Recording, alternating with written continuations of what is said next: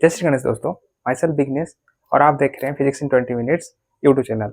और ये units and measurements का दूसरा वीडियो है। पहला वीडियो मैंने बनाया है, वो देख के ये वीडियो चेक कीजिएगा तो आपको ज़्यादा समझ में आएगा। तो चलिए शुरू करते हैं। तो पहला है मेजरमेंट ऑफ लेंथ। लेंथ को हम कैसे मेजर करेंगे? यूनिट्स एंड मेजरमेंट्स मतलब वो टॉपिक के नाम से ही हमको पता चल रहा है कि हमें क्या कुछ नापना है। तो हम लोगों ने पहले वीडियो में बात की थी कि लेंथ का क्या होता है, एमकेएस में उसका यूनिट क्या होता है, मीटर होता है।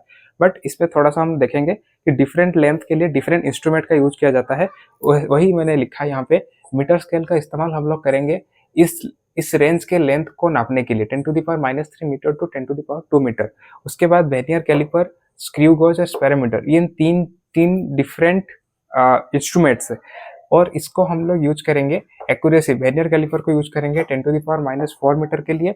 स्क्रू गेज और स्पेरोमीटर को यूज करेंगे length as less to 10⁻⁵ metre के लिए। ये जो 10⁻⁵ है, ये आपको अगर समझ में ना आता हो तो बेसिकली ये समझिए मैथ्स में इसका ज़्यादा अच्छे से समझाया गया होगा। बट मैं सिर्फ आपको इतना बता देता हूँ, ये 10⁻⁻ और 10⁻⁴ ये क्या होता है। ये इसका मतलब ये होता है 10⁻⁴ का मतलब मैं ये बोल सकता हूँ 1/10⁴ को मैं 10⁻⁴ बोला जाता है। बस इतना जान लीजिए कि ये होता है उसका। ओके, क्योंकि ये आपको बहुत ज़्यादा ज़रूरत होगा जब आप यूनिट कन्वर्जन करोगे। तो बहुत सारे यूनिट्स ऐसे ही 10⁻⁴ के फॉर्म में आएंगे और ये ज़्यादा इजी भी बनाता है हमें कैलकुलेशन के टाइम पे। ओके, तो पहला है उसका 10⁻⁻⁴ मीटर, और ये लैब्स में ज़्यादातर यूज होता है वर्नियर कैलिपर, स्क्रू गेज और स्पेरोमीटर। दैट्स वाई अगर आपको इन चीज़ों के बारे में ज़्यादा पता करना है या आपको जानना है तो प्लीज़ आप कमेंट कीजिए। मैं इन तीनों के बारे में भी एक अलग से वीडियो बना दूंगा। जो मेथड का यूज किया जाता है उसको पैरेलैक्स मेथड बोला जाता है। ये देखिए, ये लिखा है large distance suggest the distance of a planet और a star from the earth can not be measure directly with a metre scale. Metre scale के जरिए हम इसे नहीं नाप सकते। आप ही बोलिए कैसे नापेंगे? आप यहाँ से मरकुरी या वेनस तक कैसे नापेंगे? नहीं नाप सकते ना। तो उसको नापने के लिए ये मेथड का यूज किया जाता है। कैसे किया जाता है?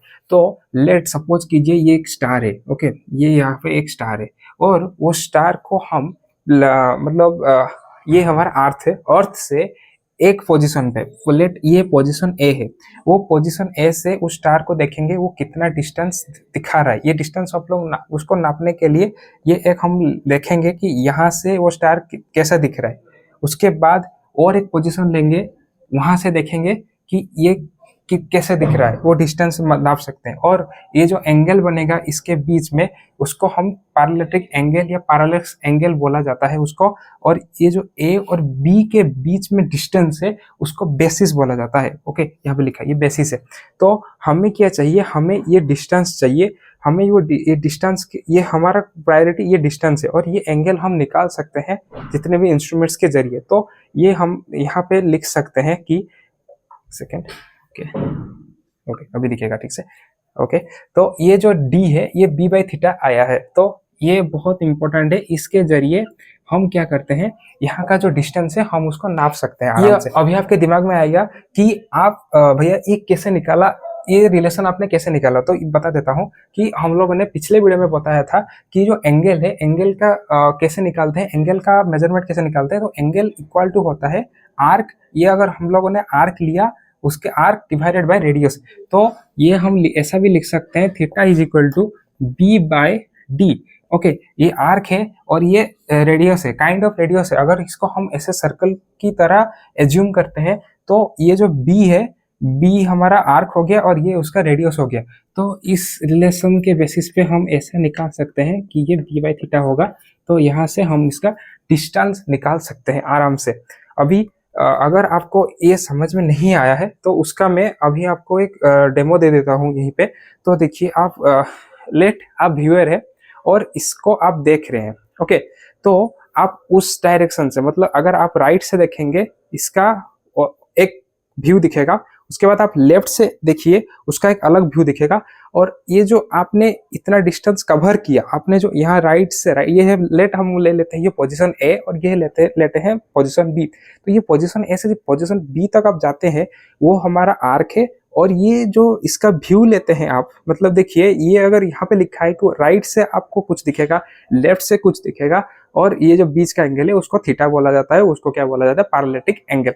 ओके, तो ये हो गया हमारा मेजरमेंट ऑफ लार्ज डिस्टेंस। सो अभी हमने पैरेलैक्स मेथड पढ़ा, तो उसके बेसिस पे एक प्रॉब्लम भी कर लेते हैं। ये एनसीईआरटी में एग्जाम्पल में दिया गया है 2.3, बस पूरा बेसिक प्रॉब्लम है, कुछ भी मतलब वो बहुत आसान है। देखिए, the moon is observed from two diametrically opposite points A and B on earth. वही बोला था, ये है पॉइंट ए, ये है पॉइंट बी, ओके।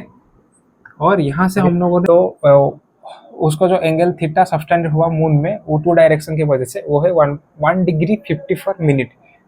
ये जो एंगल दिया गया है, ये जो थीटा है, ये थीटा दिया गया है 1 डिग्री 54 मिनट, ओके।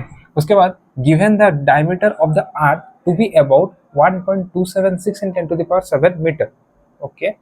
ये जो यहाँ पे मैंने आर की बात की थी, बट क्वेश्चन में दिया गया है वो पूरा अर्थ का डायमीटर है, उसको हम वो गिवन दिया गया है। उसके बाद उसने डिस्टेंस पूछा है from the moon, from the अर्थ। यहाँ से इसका डिस्टेंस निकालना है बस।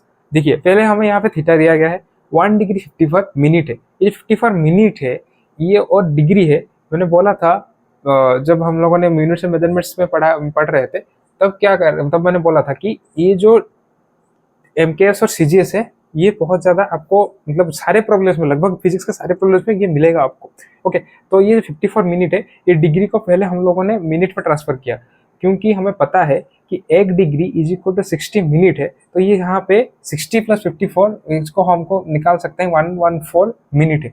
उसके बाद इस मिनट को हम लोगों ने सेकंड में ट्रांसफर किया, हमें पता है 1 minute is equal to 60 seconds, तो ये 60 सेकेंड्स में ट्रांसफर किया। उसके बाद हमें मतलब यह याद रखना पड़ेगा कि ये जो सेकेंड है, 1 सेकेंड है, इसको हम रेडियन में कैसे ट्रांसफर करें, क्योंकि ये जो एंगल है इसका एमकेएस सिस्टम में जो यूनिट है वो रेडियन है। दैट्स व्हाई हम लोगों ने यहाँ पे सेकेंड को रेडियन में ट्रांसफर किया। 1 second is equal to 4.85 × 10⁻6 radian. That's why we are multiplying this and getting this theta in the form of radian. हमें यहाँ पे रेडियन की फॉर्म में मिल गया, ओके। उसके बाद हम लोगों ने देखा b is equal to AB is equal to, हमें ये b मिल गया। उसके बाद हमें पता है कि हमें थीटा मिला है, b हमें दिया गया है, उसको बस डिवाइड किया, हम लोगों ने निकाल लिया यहाँ से यहाँ का डिस्टेंस जो कि है d। कुछ भी आपको समझ में नहीं आया होगा, please comment down in the comment section, उसको मैं आगे के वीडियो में देखूंगा। अगर आप कमेंट करते हैं उसके हिसाब से आपको वो चेंज करूंगा मैं। कुछ भी प्रॉब्लम हो रहा है आप प्लीज कमेंट कीजिए कमेंट सेक्शन में, ओके। तो हमने पैरेलैक्स मेथड के बारे में जान लिया। अभी देखते हैं कि हमें बाद में क्या देखना है। हमें if d is the diameter of the planet and alpha is the angular size of the planet, we have alpha is equal to d/d। इसका मतलब क्या है?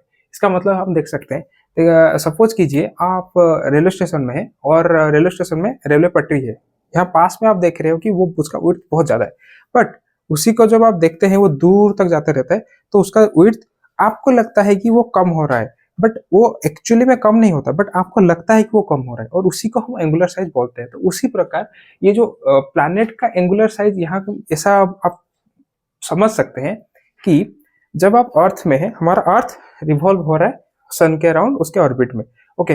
तो उसके मतलब ये हमारा रेफरेंस पॉइंट है। हम यहाँ से ऑब्जर्व कर रहे हैं दूर अंतरिक्ष गैलेक्सी में जितने सारे तारे हैं, सेलेस्टियल बॉडीज है, उनकी मूवमेंट्स, उनका साइज, बेसिकली उनका साइज जानने के लिए फ्रॉम अर्थ, यहाँ से हम उन प्लैनेट्स या उन स्टार्स की साइज कैसे जान सकते हैं, उसके लिए जो मेथड का यूज किया जाता है ये है वो मेथड। ये अल्फा जो है ये एंगुलर साइज है उस प्लैनेट का जिस प्लैनेट का एंगुलर साइज हमको चाहिए, angular size of the planet. और डी जो है ये डायमीटर ऑफ द प्लैनेट, वो प्लैनेट का डायमीटर है। और ये कैपिटल डी जो है ये है अर्थ से उस प्लैनेट का डिस्टेंस, जो कि हम निकालेंगे फ्रॉम पैरेलैक्स मेथड, क्योंकि पैरेलैक्स मेथड में हमें बोला गया है कैसे निकालना है कैपिटल डी, जो कि है अर्थ से उस प्लैनेट तक का डिस्टेंस। तो यहाँ मैं लिख भी देता हूँ, ये डी जो है ये क्या है, डिस्टेंस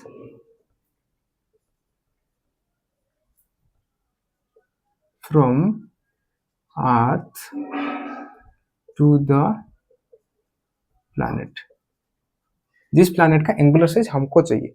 उसके बाद इस फॉर्मूला में बेस्ड एक एग्जांपल दिया गया एनसीईआरटी टेक्स्ट बुक में, मैं वो करवा नहीं रहा हूँ। एग्जांपल नंबर 2.4 बहुत इजी है, आप ट्राई कीजिए, ये आपका होमवर्क है, ट्राई कीजिए। अगर आप कुछ भी आपको प्रॉब्लम हो रहा है या आप कर नहीं पा रहे, प्लीज कमेंट डाउन, उसके बाद मैं इसको भी कर दूंगा नेक्स्ट वीडियो में। आप ये पहले ट्राई कीजिए, क्योंकि ये आप अगर ट्राई करेंगे पूरा सिंपल, मतलब आपका वो एग्जाम्पल है completely based on that formula. Okay, अभी हमारा एंगुलर साइज हो गया। अभी हम देखेंगे कि रेंज ऑफ लेंस को हम कैसे रेंज किया जाता है।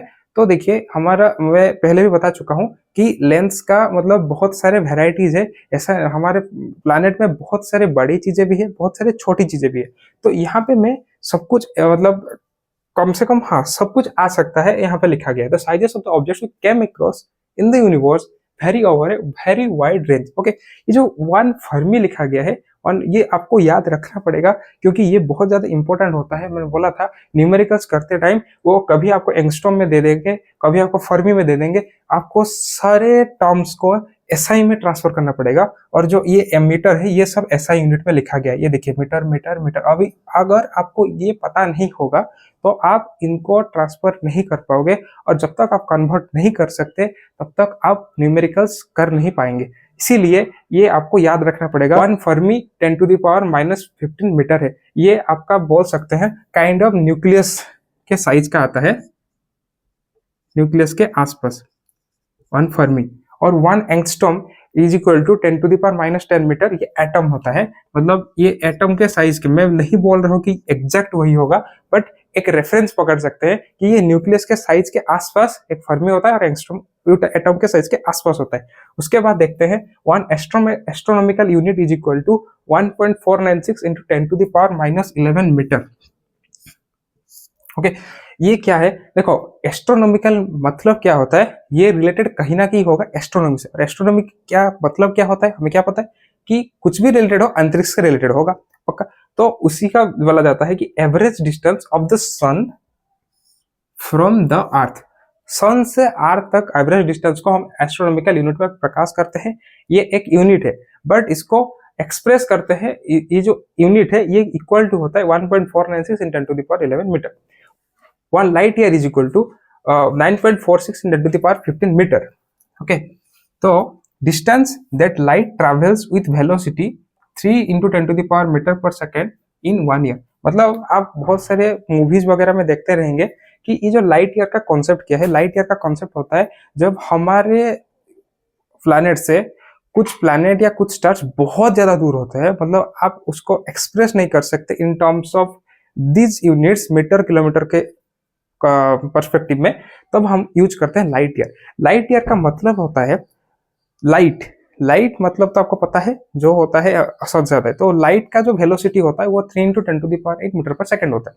तो लाइट जिस वेलोसिटी से ट्रैवल करता है, वो जो वेलोसिटी है वो एक साल में, इसीलिए लिखा गया लाइट ईयर, एक साल में वो जितना डिस्टेंस कवर करता है light with velocity 3 into 10⁻ metre पर सेकेंड, जो डिस्टेंस कवर करता है उसी डिस्टेंस को हम एक लाइट ईयर बोलते हैं, जिसको हम अगर मीटर में कन्वर्ट करते हैं तो वो होता है 9.46 10⁻15 मीटर। पार्सेक के बारे में, ये आर साइलेंट होता है। अभी मत पूछना भैया ये आर क्यों साइलेंट होता है, इंग्लिश लैंग्वेज ही ऐसा है, क्या करे, कुछ शब्द ऐसे डाल देते हैं बट उनका प्रोनाउंसिएशन नहीं होता है। तो ये 1 parsec is equal to 3 into 3.08 in 10⁻16 metre. इसका मतलब क्या है, तो उसको ऐसे समझते हैं पहले कि आप अपना हाथ आगे रखिए, एक आंख बंद कीजिए, उसके बाद दूसरा आंख बंद कीजिए। ऐसे करते टाइम आप एक चीज नोटिस करेंगे कि ये जो हाथ आपको लग रहा है हिल रहा है, बट असल में हिल नहीं रहा है, बट आपको लग रहा है कि वो हिल रहा है। वो जो हिल रहा है, वो जो चेंज हो रहा है, वो चेंज ऑफ पोजिशन को हम बोलते हैं 1 आर्क सेकेंड। वो जो चेंज हो रहा है, चेंज ऑफ पोजिशन को हम बोलते हैं 1 आर्क सेकेंड के पर्सपेक्टिव में। देखिए, imagine you are observing a star from Earth. If the star appears to shift its position by 1 arc second when Earth moves from one side of the Sun to the opposite side, then the distance to that star is defined as 1 parsec. वो जो distance होता है, उसी distance of the star को हम 1 parsec के माध्यम से प्रकाश करते हैं, और ये 1 parsec is equal to 3.08 into 10⁻16 metre. ये पास सेकेंड के बारे में हो गया। अभी मेजरमेंट ऑफ मास, मास को कैसे हम डिफाइन करते हैं। हम पहले ही वीडियो में बात कर चुके हैं, मास का ऐसा यूनिट होता है केजी। और अभी हम डिसाइड करेंगे कि वो केजी को हम एक्सप्रेस कैसे करते हैं। केजी को एक्सप्रेस करते हैं, डिफाइन करते हैं by taking the fixed numerical value of Planck constant h to be 6.626 into 10 to the power minus 34 joule second. ये बहुत इंपॉर्टेंट है, आपको आपके दिमाग में छप जाना चाहिए। कुछ कॉन्स्टेंट्स का वैल्यू फिजिक्स में होता है और ये कॉन्स्टेंट्स का वैल्यू भी आपको याद रखना पड़ेगा, जैसे कि 0 to 9 नंबर सिस्टम में मैथ्स में आपने याद रखा था। ऐसे ही ये जो प्लैंक्स कांस्टेंट है 6.626 in 10 to the power minus 34 joule second. अगर जूल सेकेंड को हम एक्सप्रेस करेंगे in the form of kg, जो कि होगा kg metre square second inverse, वो होगा हम ऐसे उस तरह से हम केजी को एक्सप्रेस करेंगे। ओके, अभी हमारा काम हुआ नहीं है, अभी उसके बाद देखते हैं क्या हो रहा है। In the case of atoms and molecules, अभी एक चीज हमारे दिमाग में आएगा कि अगर सब हैवी चीजें हम केजी से एक्सप्रेस करेंगे तो जितने माइक्रो चीजें हैं, एटम, मॉलिक्यूल्स, जितने प्रकार भी रहा, ऐसा तो नहीं है कि हम तराजू में जाके 1 किलो हाइड्रोजन एटम दे दो, 1 किलो कार्बन एटम दे दो, ऐसा तो नहीं कर सकते ना। तो वो एटम्स और मॉलिक्यूल्स को एक्सप्रेस करने के लिए उनका जो स्टैंडर्ड यूनिट ऑफ मास को प्रकाश करने के लिए हमने और एक एटॉमिक मास यूनिट निकाला, जिसको बोला जाता है unified atomic mass unit, AMU short form में बोला जाता है। केमिस्ट्री लैब में जितना भी अपना एक्सपेरिमेंट करेंगे तो वहां पे आप ये सब चीजें यूज करेंगे, वो वहां पे एटॉमिक मास यूनिट दिया जाएगा, उस एटॉमिक मास यूनिट को आप वहां पे भी देखेंगे। तो इसीलिए वो एटम्स और मॉलिक्यूल्स के रिलेटेड होता है। और ये atomic mass, unified atomic mass unit होता है, उसका वैल्यू कितना होता है, उसका वैल्यू ये होता है एक्सक्यूज मी 1.66 इंटू 10 टू द पावर माइनस 27 kg। मेजरमेंट ऑफ लेंथ देखा, उसके बाद मास देखा, अभी हम देखेंगे मेजरमेंट ऑफ टाइम। उससे पहले एक सवाल है आप लोगों से, बहुत जेन्युइन, मतलब क्या ही बोलूं, बहुत कॉमन सा सवाल है। यहाँ पे घड़ी पहना है मैंने, यहाँ पे टाइम चल रहा है, आप सुबह उठे अलार्म लगा के, कभी मॉर्निंग वॉक गया होंगे तो वहाँ पे स्पोर्ट्स वॉच, लैब्स में, फिजिकल लैब्स में, बेसिकली फिजिक्स रिलेटेड लैब्स में जितने भी ऑब्जर्वेशंस लेते हैं हम स्टॉप वॉच के मदद से, मोबाइल में टाइम देख रहे हैं, अपने घर में जो वॉल क्लॉक होता है उसमें टाइम देख रहे हैं, ये जो जितने सारे क्लॉक्स है, जितने सारे इंस्ट्रूमेंट है जो हमको टाइम दिखाते हैं या टाइम के बारे में बताते हैं, ये सब सेट हुए हैं। क्योंकि आप अगर एक नया क्लॉक लाते हैं या नया घड़ी लाते हैं तो पुराने वाले से आप उसको सेट करवाते हैं टाइम, क्योंकि वो पुराने वाला सही टाइम होता है।